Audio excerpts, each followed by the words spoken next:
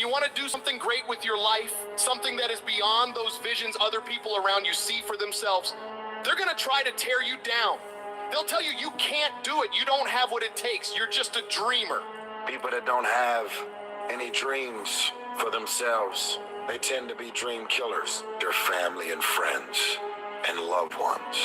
In most cases, they will be the first to try and talk you out of your dreams, your visions, and ideas. They will say, who wants you when you put on all that weight? Who wants you when you're looking and been through that? Nobody's interested in checking for you. They'll laugh at you. They'll call you names because they have no dreams. They have no hunger for success. They don't have an appetite. They don't want it. But I want to remind you to continue to dream and dream big. When they fight against you in your dreams of the future, that hurts. They won't see it like you do, but they don't have to. Only you do. You're the only one who has to see it for yourself. I want to win so bad. My hunger and appetite for success is intimidating. It scares the shit out of people. And people around me say, slow down, stop. You're doing too much. Your appetite is too big. I can't help myself. I want to win. Don't let these opinions of other people pull you off course. How do you do that? You ignore and outwork each and every one of them. You see, while they watch you and talk shit about you, you put in more effort. You work diligently. You focus on taking things to the next level. They'll keep spreading rumors, and you will keep working. They'll keep talking negatively, and you will keep working. They'll keep focusing on everything and everyone else, and you'll keep working. And when they finally take a look around at their lives and compare it to yours, they'll come to the realization that they have absolutely no valid reasons to criticize anymore. And they will be the ones to lose, while you will be the one to succeed. I will not be outworked. You may be smarter, you may be faster, you may be better than me in 9 different categories, but you will never work harder than me. I will make my dreams come true. I don't care what it takes. I'll pay whatever price is required. Only those that can see the invisible can do what seems to be impossible. You have to be relentless. You have to never let off the gas, never stop, never quit. Never allow anyone to talk you out of the dream, the vision, and ideas that God has sent you. You gotta grind and hustle. You're gonna even have the doubt, the spirit of doubt that's gonna kick in. And you're gonna say, why did I move out here? Everybody laughed at me. Everybody was looking at me like, man, you crazy as mother. You're just gonna leave your city, the comfortability of your house, your family, your environment, all your friends, your loved one, to go seek a dream and seek something that you're passionate about? Absolutely. Don't expect people to understand you. Don't expect it to make sense to anybody why you've got to do this, why you have got to go, why you leave. This is a good job. I'm going. They pay you well. I'm going. Why? I don't understand. You don't have to. I'm going for me because I've made a different kind of commitment with my life. This is something I have got to do. Because it's very easy to become your environment. It's very easy to become duplicates of the mediocre and average people surrounding you. So wake up every day and decide that you love yourself enough to commit yourself to you. If you concern yourself with what everyone else is doing and how everyone else feels about the things you're pursuing, you'll... It's fucking freezing in Manchester, bro. I'm not joking. And me fucking mental health's all over the place at the minute. It's up, down. It's like a ping ball machine. I feel sorry for anybody out there that has real mental health issues that are on their own. Yeah, I know I had to start again. I'll be honest with you. See, December, I'm not like this. It's me daughter's 12th birthday on Friday. Me daughter's 12 on Friday, right? But see, December, me father died in December, so see, December is the worst month in the world for me. I'm gonna have things on my mind, and I end up putting my hands on somebody. then they'll know what they did. You know, look what happened with Dougie Joyce and Simon McGinley the weekend. Simon McGinley is you're a big he-she. 8 years and you couldn't even do Dougie Joyce in. You know, if there had been 8 McGinley women there, they'd have fucking him up. 8 years and you couldn't even tune him in. Now, I'm not a big Dougie Joyce fan, but I tell you what, I am a fan of men. You know, men who don't need anyone by their side to hold their fucking hand. I'm not a big fan of his, but I am a big fan of 8-on-1. Any fella who fights somebody and there's 8 of them and walks away with no teeth missing, I respect that. You know, I give Dougie Joyce an awful time, but I tell you one thing. See Simon McGinley, you see that family? They're snakes. Well, a lot of them are snakes. I hate snakes. You know, fucking hate. With a passion. Yeah. So for years, Dougie and Simon were meant to fight, and they never fought. A pal of mine, young Joe Joyce, was supposed to fight Simon McGinley, and Simon backed out of it loads of times. February was for me, Valentine's Day, lost my son. Fucking hell, bro. Well, bro, honestly, me prayers on to you for your strength. Like, I'm not going to sit here and say I know how that feels, bro, because I have sons, okay, and I can imagine if one of my sons died, what it'd do to me, it'd kill a piece of me. You know, so you're a fucking soldier, bro. That's what you call a real problem, losing a fucking child, bro. I respect you for that. You didn't have to share that. I'm not going to lie, bro. I've been contemplating going back into hospital for 28 days because I'm fucking sick of YouTube. I've had enough of it, bro, to the point where I'm like, you know what? Fuck this channel. It's only causing me stress, and I'll end up getting into trouble if, you know what I mean? I just want to hit me target, and then I'm out of here, mate. I'll never do amp with anybody again on here. Never. There's a couple of people I'm meeting, though. You know, there is a couple of people I have to meet soon. I'm looking forward to it. See, when my mental health is bad, because I'm triggered, and then I'm triggered again, well, I can't help myself what I do if I see you. You know. Fuck the cameras. I'm stupid like that. I don't give a fuck about cameras. You know. But one thing I do like, and the reason why I mentioned Dougie Joyce is, if there's 8 of you stood there, I don't give a fuck. I'll throw my hands. That's what men do, right? And now look at you. Your new teeth have been chipped. It's like 8 of them against one fella. And he didn't even have a scratch on him. He had a bit of a thick lip. All his big harsh teeth are still there. You can see them, right? But I'll tell you one thing about Dougie, what I know.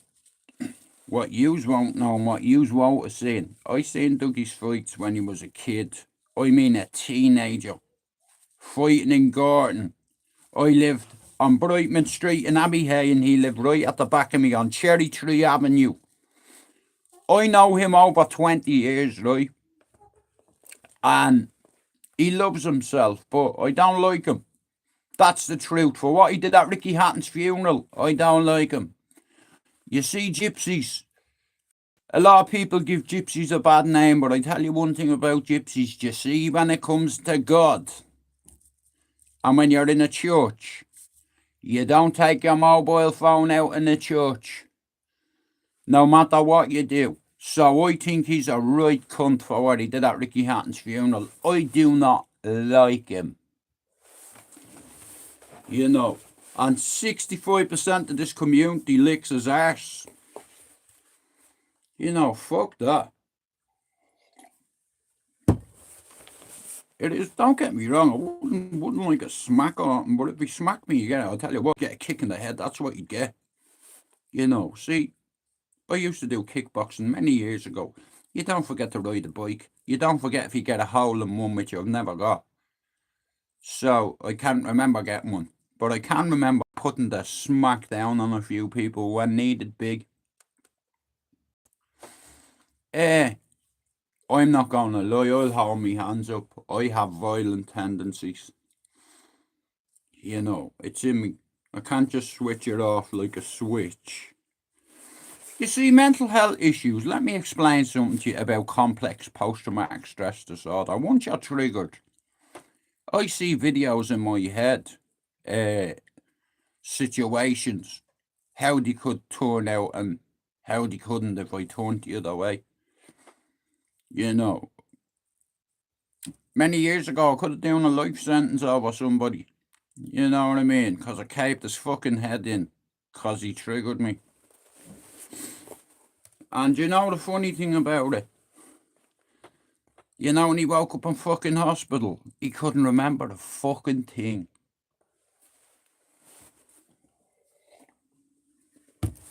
Yeah, I hit him with a microwave right in the fucking head, mate. Twice. Now, I'll be honest with you. When you're in fair life, right? You'll do whatever the fucking takes, yeah? It's like, I don't like fighting. I'll only fight if someone takes a swing at me, right? You know, hey. Tough guys, there's loads of tough guys on YouTube. You're not that tough. I know that. You see, I'm not a nerd, right?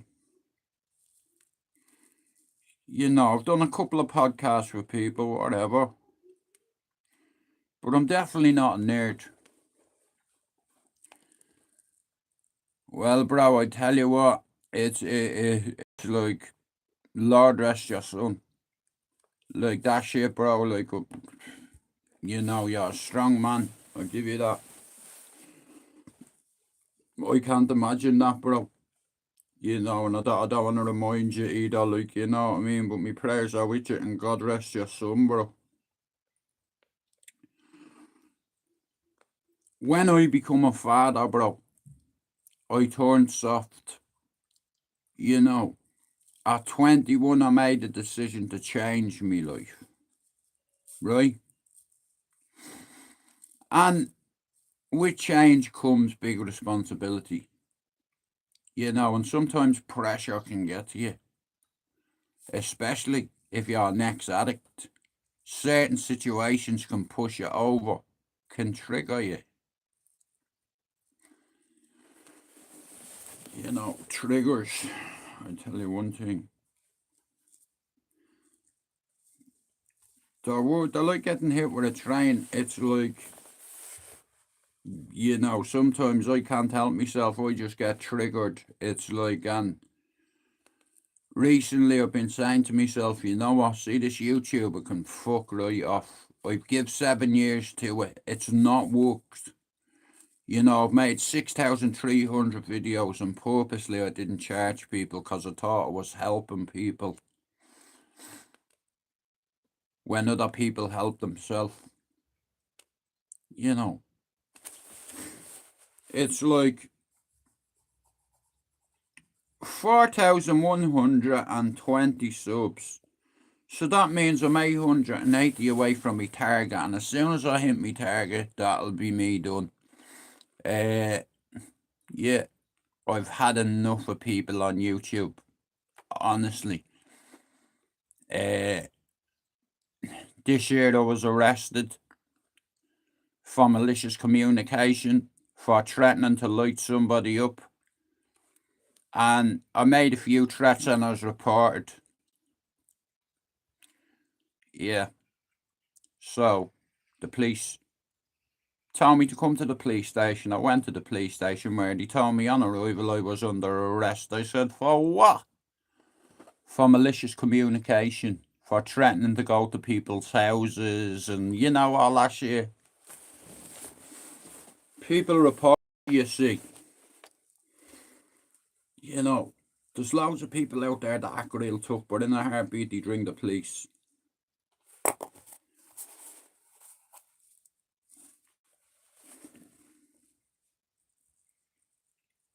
Now, like I said, in 3 days, it's my daughter's 12th birthday. I don't really see her.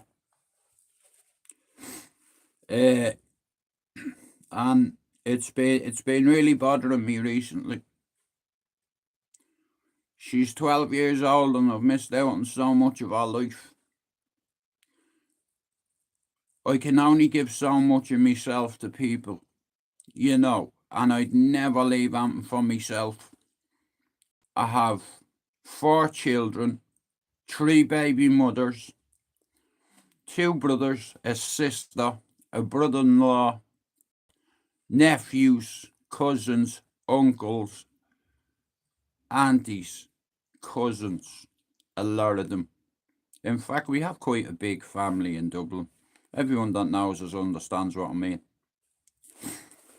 But I come to Manchester to get away from it all, to get away from all my gangster mates, because I knew I didn't want to be like them, even though I was exactly like them. I buried an individual at 21 being my old self. I made a deal with God in my cell in Mountjoy prison in 1993. And I said to God, if you get me out of this cell, I'll dedicate my life to helping people with mental health issues. I'll dedicate my life to try to help people understand addiction. You know, I was a drug addict for most of my life.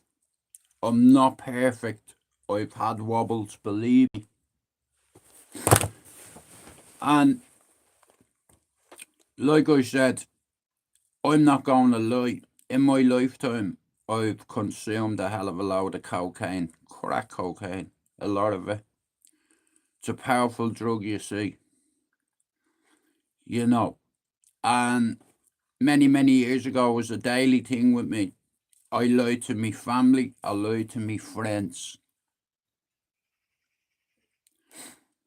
It's like, and it's not fucking easy.